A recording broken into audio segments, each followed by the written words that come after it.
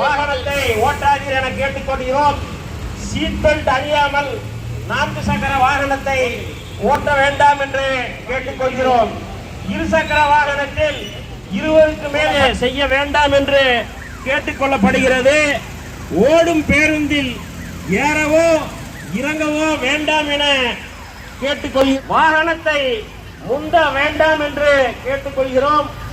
Ambulance மற்றும் தீயணைப்பு வாகனங்களுக்கு வழி அனுமதிக்க கூடாது என கேட்டுக்கொள்ளப்படுகிறது. அன்பான மக்களுக்கு வேண்டுகோள், பொதுமக்களுக்கு, நாமக்கல் நகர பொதுமக்களுக்கு ஒரு அன்பான வேண்டுகோள்,